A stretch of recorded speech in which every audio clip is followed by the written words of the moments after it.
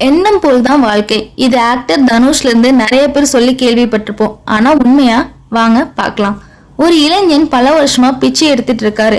அவருக்குன்னு ஒரு எண்ணம் ஆசை எதுவுமே இல்ல. தினமும் பிச்சை எடுப்பாரு, சாப்பிடுவாரு, அவ்வளவுதான். ஒரு நாள் ஒரு பிசினஸ் மேன் இந்த பிச்சைக்காரர்கிட்ட போய் பணம் தர போறாரு. ஆனா அவர் கேக்குறாரு, நான் பணம் தந்தா நீ திருப்பி என்ன தருவ?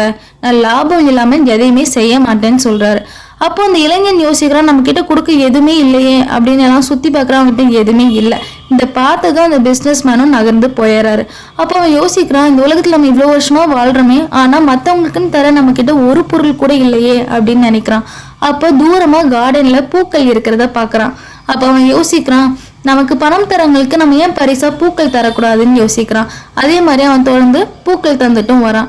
மறுபடியும் அந்த பிசினஸ் மேனை எகைன் அவன் சந்திக்கிறான். அப்போ அந்த பிசினஸ் மேன் பணம் தராரு, இவன் திருப்பி பூ தரான். இந்த பார்த்ததும் அந்த பிசினஸ் மேனுக்கு மகிழ்ச்சி. இப்ப நீ பிச்சைக்காரன் இல்ல, நீ நிஜமாவே பிசினஸ் மேன் ஆயிட்ட அப்படின்னு சொல்றாரு. இதை கேட்டதும் அந்த பிச்சைக்காரனுக்கு அந்த மகிழ்ச்சியா சொல்ல அளவே இல்லை. ரொம்பவும் துள்ளி குதிக்கிறான். இப்படியே நாட்கள் போகுது. ஆனா அவன் சந்தோஷம் நீடிக்கல. ஏன்னா இலையுதிர் காலம் வந்துருச்சு.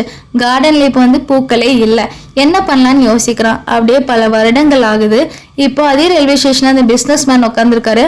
பக்கத்துல இந்த இளைஞன் போயிட்டு, சார் என்ன தெரியுதான்னு கேக்குறான். ஆனா இப்ப இந்த இளைஞனோட தோற்றமே மாறிடுச்சு. ரொம்பவே பணக்காரனா இருக்கான். அவன் உடைகள்லாம் சிறந்த உடைகளா இருக்கு. அப்போ அந்த பணக்காரர் சொல்றாரு, நீ பூ கொடுத்திய நீ தானே அப்படின்னு கேட்கிறாரு.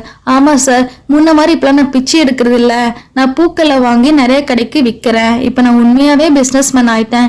நீங்க சொன்ன ஒரு வார்த்தை தான் அது என் மனசுல எண்ணமா மாறி இப்ப என் வாழ்க்கையே மாத்திருச்சு.